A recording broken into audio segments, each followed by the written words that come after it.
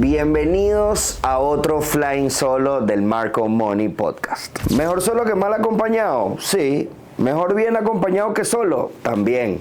Por eso hoy vengo a hablarte de cómo elegir un socio que te sume, cuándo es mejor quedarse solo y cómo separar el trabajo de tus relaciones personales. También te voy a estar dando un método simple para que te asegures de estar alineado en visión y valores con la gente que vas a involucrar en tu negocio. Emprender solo te da velocidad y flexibilidad en la toma de decisiones y en la ejecución, pero el costo es claro. Todo el peso va a recaer sobre ti ya que eres la última línea de defensa. Hay mayor riesgo de burnout y necesitas una disciplina de hierro. Mientras que emprender con socios te permite dividir las responsabilidades y escalar con mayor facilidad. ¿Cuál es el costo en este caso? Si los roles no están suficientemente bien definidos y no hay mecanismos para la toma de decisión, no van a estar remando en la misma dirección.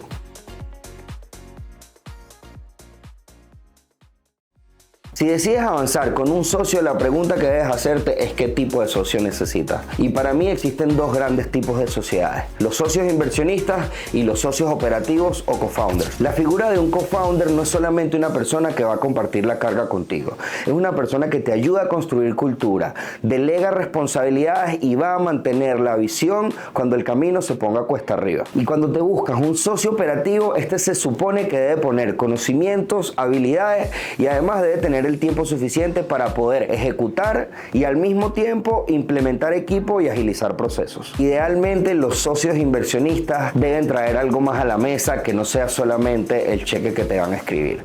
Es ideal que también traigan conexiones, experiencia en la industria o incluso una visión estratégica que pueda complementar a la tuya. Si entra inversión, debes dejar todo por escrito: cuáles son los porcentajes de participación, derechos de voto y la manera en la que van a estar tomando decisiones. Y para que vayamos aterrizando todos estos consejos que les estoy dejando en la realidad, hoy traigo un invitado muy especial, Henry Lourdesola, mi mejor amigo de la infancia, mi socio y con quien he tenido el gran gusto de compartir la construcción de mi primera empresa y proyecto de vida. Así que le vamos a echar todos los cuentos de qué es lo que nos ha traído hasta aquí. Bienvenido, hermano. Gracias. ¿Qué tienen que decir sobre que la sociedad es como un matrimonio? Yo creo que el primer punto que hay que conversar es la parte de la comunicación. Donde no hay buena comunicación, no fluyen las ideas, no hay ideologías claras y los procesos no van a avanzar si no tienes buena comunicación con tu socio. Coño, yo creo que lo más importante es que la comunicación sea asertiva, siempre desde el respeto y desde los objetivos en común. Yo creo que en las sociedades, al igual que en cualquier relación, todo lo que tiene que ver con las emociones, los egos, ¿sabes? Todo eso que va surgiendo en el día a día, siempre hay que buscar la mejor manera de hacerlo a un lado y enfocarse como que en los puntos más objetivos, supongo. Sí, no llegas lejos si no tienes buena comunicación. Creo que ahí parte... No, yo creo que ni para la esquina. Ni para la esquina. El primer pilar es tener buena comunicación con tu socio, sin duda. Yo creo que otro punto importante relacionado a la comunicación viene dado a las conversaciones incómodas, por decirlo de alguna manera. Y una de las cosas que siempre incomoda a la gente es hablar sobre dinero. Sin duda hablar sobre dinero puede ser lo más incómodo porque a veces es difícil entender el punto de cada quien con respecto al dinero, porque Marco puede tener una opinión, yo puedo tener una opinión, pero en donde los dos hayamos un equilibrio para tomar las decisiones con respecto a cómo se pagan las cosas, cuando entra dinero, hasta incluso cómo nos vamos a pagar nosotros. Cuando falta el dinero, ¿y qué se va a hacer? ¿Cómo hacemos cuando falta dinero? ¿Quién lo pone? Eso es una de las cosas importantísimas y siempre lo decimos incluso en nuestras otras relaciones de negocio. Cuando todo está bien, todo el mundo está contento. Todo el mundo está contento, pero cuando las cosas están mal, y en un negocio las cosas están mal a veces porque falta dinero. Ajá. Falta billetes, falta billullo. ¿Quién lo pone? Bueno, yo creo que el otro punto importante que se asemeja full al tema matrimonial, yo siempre digo que uno no puede buscar un socio que haga lo mismo que tú, que asuma las mismas responsabilidades que tú. Claro. Por ejemplo, en nuestro caso, desde un principio Henry se ha encargado 100% del tema financiero y yo de la parte operativa y comercial. Entonces creo que eso siempre ha sido una buena fórmula. Sí, yo me encargo de hacer los pagos. Aquí cuando alguien viene a buscar plata, me buscan es a mí.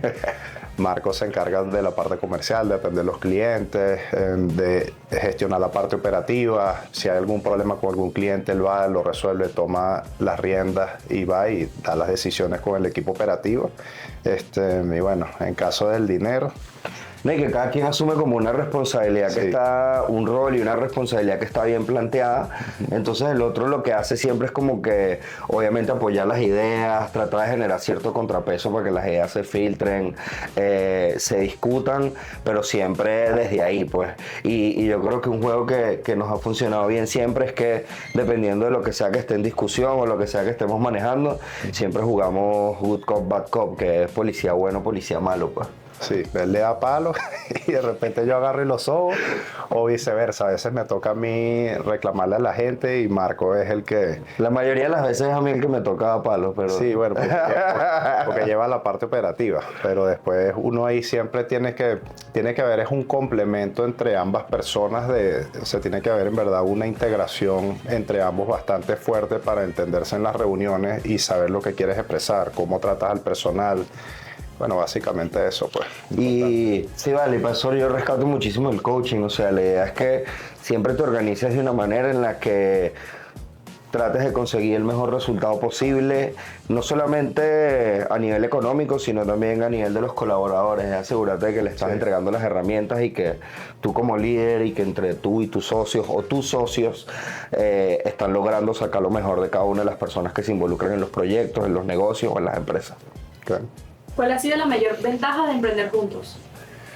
Bueno, que a veces hay situaciones en las que puedes llegar a sentirte muy abrumado con todo el tema operativo, toda la carga que puedas tener en la empresa. Si estás solo, puede estar todo sobre tus hombros y a veces en verdad puede ser sumamente difícil llevar esa carga. Cuando tienes un socio, normalmente tienes esa línea de defensa que está tu socio ahí atrás tuyo diciéndote tranquilo, lo vamos a superar. Y aunque no necesariamente sea verdad, igual ese apoyo que te brinda tu socio es lo que te puede llevar a superar la situación. Independientemente de que tu socio tenga algo o no que aportar para la solución de ese problema, o porque estás asumiendo un proyecto grande, o quizás te estás involucrando en algo en lo que no te sientes totalmente capacitado, Exacto. tener esa línea extra siempre te da la confianza para seguir adelante y bueno, saber que si todo llegase a salir mal, pues tienes a alguien que, nada, que te va a apoyar, Y también cuando tú estás construyendo cosas, negocios desde cero, estás desarrollando ideas, a veces el burnout es fuerte, o sea, tener que lidiar siempre con los problemas, obviamente todo viene como que con mucha adversidad al principio, Sí. coño, y si estás tú solo a veces es demasiado peso para una sola persona. Bueno, Muéstralo a la cámara. Ajá, a ver si se ve. Ahí está. ¿Qué es eso? Yo sí me acuerdo qué es eso. Bueno, yo también. Esta fue la primera foto que nos tomamos en nuestra primera oficina, ya oficina formal, pues que no era un coworking o un espacio compartido. Que no era una inventadera. Sí, fíjate que hasta el logo que tiene la empresa en ese momento era muy distinto al logo que tiene ahorita SmartKeep. Y bueno, es para recordar lo importante que puede ser llegar a escoger un buen socio. Esto fue en el 2020, bueno, ya estamos en el 2025. ¿Tú quieres saber qué es lo que a mí más me llama la atención de esa celebración? Que compramos unas botellas de champaña que no teníamos ni para pagar. Eso era que si la mitad del presupuesto del año. Exacto. Y se fue nada más en una champaña para celebrar nuestra primera oficina. Exactamente. Pero creo que el objetivo estaba claro. O sea, estaba claro que desde un principio nos íbamos a tomar las cosas en serio. Sabíamos que estábamos construyendo algo que trascendiera, que tuviese legado, que tuviese futuro. Y bueno, a pesar que en ese momento lo que teníamos era que si, Henry, ¿cuánto facturamos el primer año? Eso siempre es una buena anécdota. Sí, habremos facturado, o sea, menos de $30,000. En nuestro primer año. Sí, sí. Que ese fue el verdadero reto, que pensábamos que era muchísimo más fácil vender nuestra idea, sin tener en realidad como que una estrategia en lo comercial, y aparte se nos mezcló con el año de pandemia. O sea, nosotros arrancamos SmartKeep y ahí reventó la pandemia y pues obviamente era un momento terrible para empezar un negocio y aguantamos nuestra pele ese año. Terrible, o no sé si verlo brillante, porque en ese momento las finanzas digitales no era algo que estaba de moda. O sea, la gente hacer negocios a nivel contable y financiero de manera digital es difícil porque le vas a dar esa confianza a un desconocido que conociste a través de una computadora o a través de una llamada por internet y no necesariamente se genera ese vínculo de confianza. Entonces vender un producto así puede ser sumamente complicado. Sí, yo creo que indudablemente fue disruptivo desde un principio porque eso no existía. Tú no tenías tus contadores atrás de una computadora, menos los clientes latinos o hispanos estaban acostumbrados a que tu contador vaya para tu oficina, se siente ahí contigo. Claro. Yo creo que eso fue lo primero que nos dijeron con respecto a nuestro modelo de negocio cuando estábamos locos. Sí. Y definitivamente la pandemia fue algo que cambió eso, o sea, las dinámicas digitales se reforzaron muchísimo, pero sí, yo creo que eso fue el primer elemento de cambio. Y bueno, y antes de ese había otro aún más interesante, pues que nosotros desde un principio nos dijeron que entre amigos no se podía hacer negocios, pues. Y yo creo que eso también fue lo disruptivo de nuestra relación y de haber comenzado esta empresa, pero cuéntanos por qué, ¿de dónde viene eso, bro? Bueno, tomando en cuenta consejos de personas que tienen de repente mucha más experiencia que nosotros a nivel laboral, que pueden llevarnos 20, 30 años de trabajo, muchos nos comentaron de que la sociedad y la amistad, muchas veces esa línea es muy delgada y cuando la cruzas empiezas a tomar malas decisiones en la sociedad porque involucras la amistad con la sociedad. Y bueno, por lo menos en el caso de nosotros, no puedo decir que no siempre fue así, porque a veces tú metes la amistad, pero lo más importante en ese punto es que cuando metes la amistad en la sociedad, si vas a tomar decisiones, preocúpate que las decisiones que tomes con tu socio no vayan a afectar lo que ustedes han construido en el tiempo, que no vaya a afectar la estructura ni la empresa que han construido, básicamente.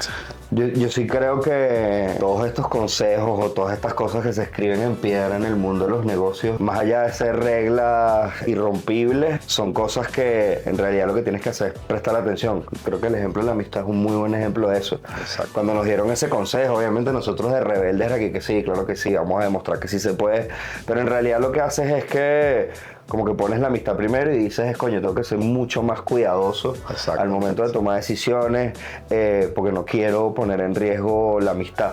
Entonces, yo creo que es así, o sea, son cosas a las que definitivamente hay que prestar atención, hay que escuchar consejos, hay que buscar mentores, pero definitivamente no son cosas que están escritas en piedra, sobre todo cuando estás creando cosas nuevas, o sea, en realidad tener un proyecto nuevo, una idea disruptiva parte de ahí, parte de una inconformidad, parte de algo que vas a hacer diferente.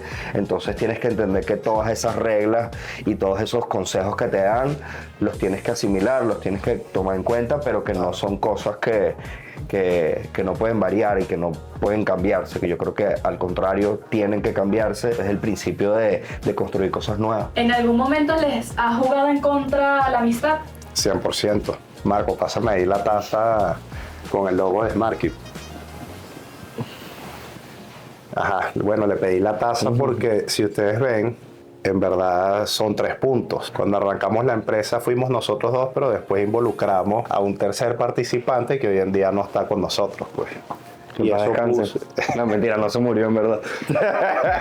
No, pero sí puso no solamente la empresa en peligro, una persona súper brillante, pero bueno, con la que no nos entendimos en la toma de decisiones, ya como junta directiva, cuando íbamos a ejecutar planes o parte de los proyectos que teníamos al principio, ahí fue donde empezaron los problemas, porque él tenía una visión, Marco tenía otra visión, pero a nivel de ejecución, la ejecución de Marco era la que era visible cuando íbamos a hacer las cosas dentro de la empresa, con lo que teníamos proyectado en nuestra planificación. Sí, yo también creo, o sea, que venía como que más atado a un tema de timing. O sea, sí, cuando a nivel de proyecto de vida o de visión, tú no estás 100% alineado, si ya de por sí es difícil orquestar 2 personas, cuando agregas una más es como que genera mayor dificultad, pues. Sí, y por lo menos a mí me puso en una posición bastante difícil, a veces en la que se veía como que yo tenía que tomar un lado entre ambas opiniones. Y bueno, al final me fui por el lado de la ejecución. El lado ganador. No, mentira. Gordo, un fuerte abrazo, te queremos mucho, bro. Te queremos, pero no, al final en verdad a mí lo que me hizo, porque sí me llevó a ese punto, lo que me hizo al final a mí decidir, o sea, a quién iba a escuchar, tomé en cuenta fue la persona que en verdad estaba tomándose en serio a dónde íbamos a llegar como empresa y cómo la íbamos a impulsar siguiendo el plan que teníamos. La otra persona no estaba alineada con esto. Marco estaba alineado con esto y eso se veía en los resultados, no solamente en las ventas, sino en lo que queríamos lograr como sociedad, pues.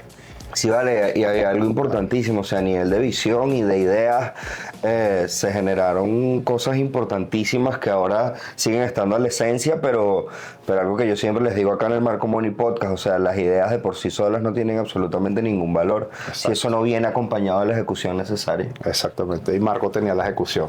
Entonces, bueno, por eso estamos hoy en día donde estamos, pues. ¿Con cuánto capital empezaron este negocio? Bueno, imagínate, con $40,000. ¿Cuándo viniste a pedirme plata, Marco? Eso no fue así, yo nunca le pedí plata a Henry, pero echa el cuento. Bueno, sí, yo estaba como que en mis proyectos familiares y en verdad no estaba muy contento como que con todo lo que estaba pasando y ya teníamos obviamente por la amistad, tenía bastante tiempo viendo a Marco en su práctica laboral porque en ese momento él era el que llevaba a sus propios clientes. Viendo lo que hacía, como que cómo era el tema de las horas, cómo le facturaba a nivel de impuestos, cómo hacía, en la parte financiera también, cómo le montaba toda la estructura a los clientes. Y en ese momento él empezó a venderme la idea, como que imagínate que agarráramos aquí y empezáramos, ahorita tenemos 3 clientes, pero tuviéramos 10 y entonces cada uno por hora le facturamos tanto. Y yo, coño, eso da tanto, eso puede llegar hasta tanto. Eso pareciera tener sentido. O sea, pareciera tener sentido. Y en base a eso fue que nos enfocamos en construir algo, pues. No fue que pusimos un proyecto, no fue que nos tomamos un año en hacer un business plan así bien detallado. Más bien nos fuimos con la práctica que ya él tenía en ejecución y bueno, le di la plata, pues me convenció. Totalmente. Yo creo que más que todo fue algo que ya estaba en funcionamiento, sí. Algo que ya estaba probado. Exacto. Y que para mí también no fue solamente la idea, ¿sabes? Como que la idea de potenciar lo que ya se venía haciendo con capital, claro. Sino también yo tomármelo en serio. Yo creo que en el momento en el que yo decidí recibirle capital a Henry, mi nivel de compromiso y mi nivel de seriedad, porque a veces cuando tú estás solo en un negocio, como que para ti darte el vuelto es complicado. Claro. Entonces cuando yo tenía el compromiso monetario con él, de que él recuperara su inversión y que obviamente eso llegara a algún lado, yo siento que también potenció el negocio en esa línea, o sea, coño, ya la constancia, ya cuando tienes compromisos con terceros, con clientes, con tus socios y con tus socios inversionistas, yo creo que eso, nada, te va generando como que ese nivel de constancia, o sea, que tienes que estar ahí día a día, de que no se trata de que, ay, hoy no me levanté de humor, entonces hoy me quedo durmiendo, no, es como que ya hay muchas cosas en juego, al igual que también con la inversión contratamos a nuestros primeros colaboradores. Entonces ahí metes a alguien más en la ecuación. Es gente que si eso no camina, que si eso no funciona, coño, se queda sin trabajo, básicamente. Sí, tal cual. Y al final, incluso a veces, en mi posición en ese momento como inversionista, uno tiene que aprender a ser flexible porque a veces lo que uno pone en el plan, en cómo vas a recuperar tu dinero, no necesariamente es así. A nosotros todo nos salió al revés. Se recuperó, pero igual nos salió todo al revés a lo que nos planteamos en el principio. Entonces, yo siento que es bastante importante aprender a ser flexible y si estás seguro de la idea que tienes y de que lo que en verdad vas a construir, eventualmente vas a recuperar tu dinero. Totalmente, y no es como que esté enamorado ni convencido de la idea como tal, es de que vas a avanzar en esa dirección. Yo te aseguro que eventualmente vas a terminar dando con la solución, básicamente. ¿Les costó dejar de verse como amigos y comenzar a verse como socios? En ese punto yo creo que siempre lo más difícil no es que te veas como amigo, sino que en la sociedad respetes la posición de cada quien y llegues a un punto de equilibrio en cómo te tiene que importar la opinión de tu socio y cómo la equilibras con la tuya. Cuando uno logra esa sinergia con tu socio, en verdad es cuando empiezas a tomar las decisiones correctas y todo empieza a fluir más rápido en la empresa. Porque si al final solamente te enfocas en lo que te importa a ti, y no te enfocas también en lo que le importa al otro, si cada uno tiene sus actividades bien separadas y bien definidas en la estructura, entonces ahí es cuando las cosas empiezan a salir mal. Tiene que haber esa sinergia entre socios para poder tomar ese tipo de decisiones y los dos empujan en la misma dirección. Coño, yo creo que para mí nunca fue difícil cambiar no ha existido como que un cambio de visión nunca. O sea, Exacto. Henry nunca ha dejado de ser mi amigo. De hecho, creo que en nuestra sociedad es algo que fortaleció nuestra amistad, pero en verdad era porque estábamos seguros de que a nivel de visión, de valores, de objetivos, estábamos alineados desde un principio, y eso fue lo que verdaderamente motivó la sociedad, no nuestra amistad. Sí, exacto. Entonces, yo creo que ese es el elemento importante.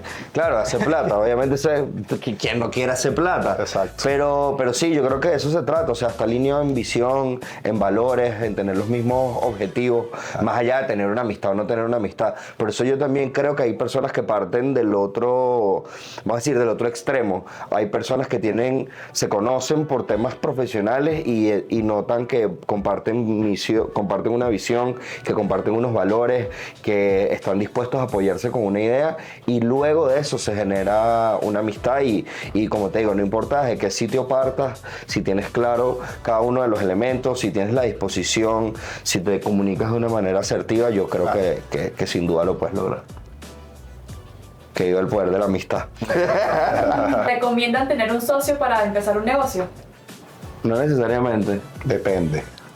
Depende si al final tienes el capital o si al final también tienes la ejecución para poder llevar el proyecto adelante. A veces puedes tener una, pero no necesariamente tienes la otra. Entonces ya recae en ti como que cuáles son tus habilidades para ver si tú de verdad puedes lograr las metas. Si no las tienes, puede ser una buena opción en verdad que busques a una persona que complemente esa parte. Bueno, mis queridos Money Makers, ya lo escucharon. Tienen todos los conocimientos necesarios por si quieren conseguir un socio, empezar un negocio nuevo, levantar capital. Así que si no están suscritos, suscríbanse, compartan este episodio a su futuro socio, o que esto sea su propuesta de sociedad, y no se pierdan los siguientes episodios del Marco Money Podcast porque quedan muchas cosas chéveres por ahí por venir. Hermanazo, agradecido.